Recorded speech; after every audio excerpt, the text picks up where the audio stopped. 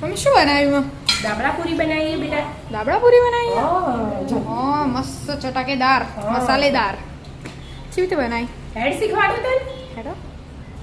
એનું 2 વાટકી ચણાનો લોટ લઈ લીધો. બરાબર. એમાં મીઠું. સ્વાદ અનુસાર. હા. થોડી હળદર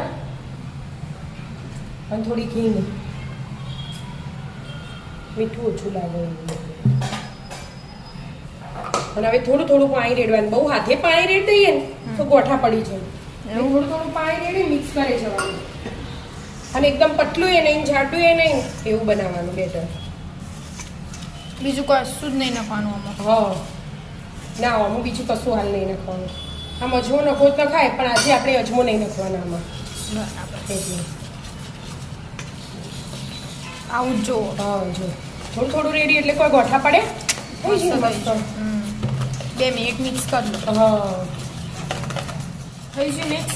હા જો મસ્ત મિક્સ થઈ ગયું ને એકદમ પતલું એ નહીં જોરી પીન જેવું આવું બનાવી દેવાનું. હવે એને સાઈડ પર મૂકી દેવાનું ઢોકીને. એટલા બીજાની તૈયારી કરવાની. બીજું શું? મસાલો બનાવવાની. મસાલો બનાવો. હા વચ્ચે ભરવા. વચ્ચે ભરવા. હા ભાવનગરી ગોઠિયા લઈ લીધા. પેલા ઝીણા લેવા હોય તો ઝીણા લેવાય, મોટા હોય તો મોટા જે હોય લેવાય. અને આ લસણ અને આદુ. 2 બટાકાના વચ્ચે માવો આવશે. માવો આવશે. હા 1 ચમચી તલ, 1 ચમચી લીલા ધાણા અને 1 ચમચી જીરું અને થોડાક લવિંગ ને થોડાક મરી. મરીન લવ. હા બધું બોલી ચાલ. એ ચાલે. લવિંગ મરી સેમ જ આવશે. અને હવે આનો થોડોક મીઠું લઈ લેવાનું. થોડું તેલ આમ તો નાખ્યું એનું આમાં હોય. થોડીક હળદર અને કાશ્મીરી મરચું લેવાનું 1 ચમચી. થોડી વધારે લીધી. 1 ચમચી લીધું પણ પેલી આખી નથી ભરવી પાછી. અને થોડોક ગરમ મસાલો.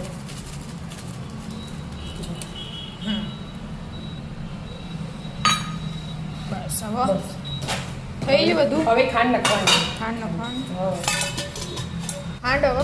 હા 2 ચમચી ખાંડ પણ આખી નહીં ભરી હો બેટા.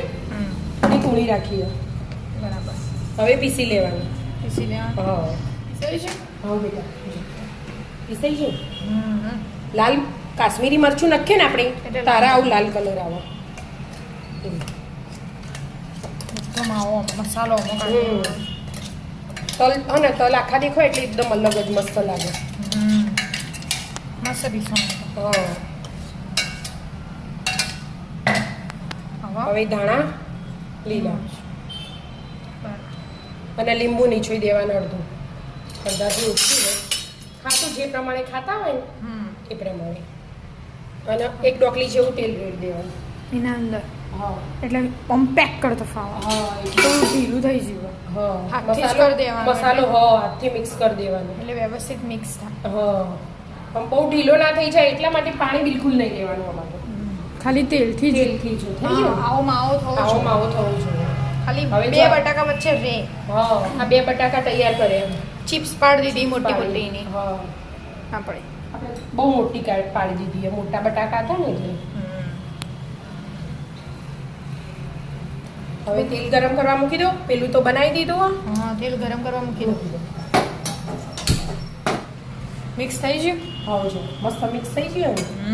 તેલ ગરમ થઈ ગયું. હા હવે જો એક પૂરી લઈ લીધી હો ધોઈને તૈયાર જ છે. કોરી કરી દીધી. મસ્ત મસાલો લગાવી દેવાનો. એક ચિપ્સ. હા 1 બટાકાની ચિપ્સ. પૂરી નહીં. પૂરી તો હવે બનશે. સોરી હવે આ થઈ ગયું ને એની ઉપર આ બીજું. હવે આમ રાખવાનું. આ તો તૈયાર જ છે મસ્ત. આપણે બનાવી તો